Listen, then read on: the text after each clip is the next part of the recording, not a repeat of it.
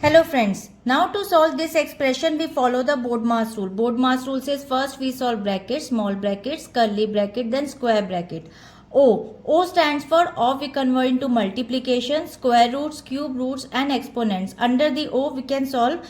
D stands for division, M stands for multiplication, A stands for addition, S stands for subtraction. According to this BODMAS sequence, we'll break it down this expression by this step-by-step solution. Now, first we solve the round brackets. We start with the innermost brackets. According to BODMAS, brackets are always prioritized first, moving from inside out.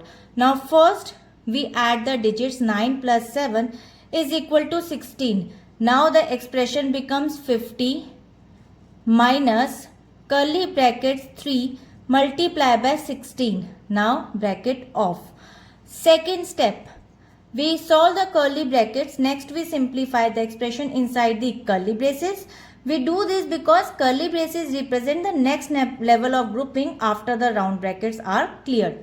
Now first we multiply 3 multiplied by 16 equals to 48, and now the expression becomes in square brackets 50 minus 48.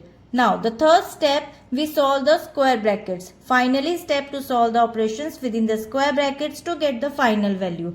So 50 minus 48 is equal to 2 and 2 is the final answer. According to this expression, the conclusion says by methodically clearing the brackets from the innermost to outermost, the final simplified value is 2, and I hope it is clear. We'll meet in the next video. Bye bye.